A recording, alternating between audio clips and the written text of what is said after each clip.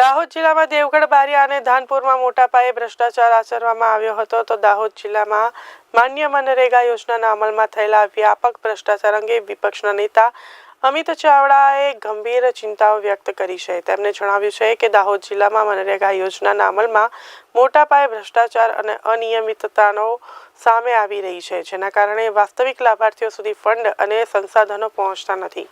વધુમાં તેમણે જણાવ્યું કે આ યોજના હેઠળ કામના નામે ઘણા દિવસોથી જમીન પર કોઈ સક્રિય કામગીરી હાથમાં લેવામાં આવી નથી અને ફક્ત દસ્તાવેજો પર જ કાર્યો પૂર્ણ થયાનું પ્રદર્શન કરવામાં આવ્યું છે। તેમણે એ પણ જણાવ્યું કે યથાવત કામગીરી અને કામગીરીના નકલી દસ્તાવેજોના માધ્યમથી સરકારના રૂપિયા બરબાદ કરવામાં આવી રહ્યા છે। તો વિપક્ષના નેતા દ્વારા માંગ કરવામાં આવી છે કે આ ભ્રષ્ટાચારની તપાસ મજબૂતીથી કરવામાં આવે અને દોષી અધિકારીઓ પર યોગ્ય કાર્યવાહી કરવામાં આવે તેમજ દરેક કાર્યની પૃષ્ઠભૂમિ અને સમીક્ષા કરવામાં આવી શકે કે કેવા હકદાર લાભાર્થીઓને મકાન, રજા અને અન્ય યોજનાઓનો લાભ મળ્યો છે। તેમણે આ દાવો કર્યો છે કે જો આ ભ્રષ્ટાચારના મુદ્દાઓ પર તાત્કાલિક કાર્યવાહી કરવામાં આવી તો દાહોદ જિલ્લાના નાગરિકો માટે સાચી મદદ પ્રાપ્ત થવા મળશે અને મનરેગા યોજના માત્ર કાગળો પર નહીં પરંતુ ખોરાક, રહેવાનું અને અન્ય મૂળભૂત સુવિધાઓ આપવાના ધ્યેયથી કામ કરી શકે છે।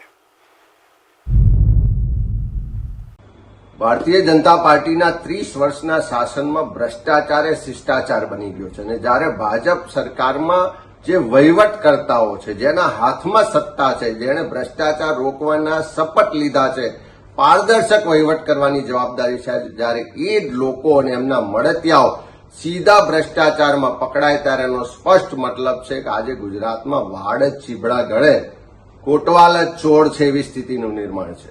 દાહોદમાં વારંવાર રજૂઆતો થઈ કે મનરેગામાં ખૂબ ભ્રષ્ટાચાર થાય છે, સ્થળ પર કોઈ કામ થતા નથી અને બારોબાર બિલો ચૂકવાઈ જાય છે અને એમાં મોટા માથાઓ સંડોવાયેલા છે, પણ સરકારે પગલાં ન લીધા।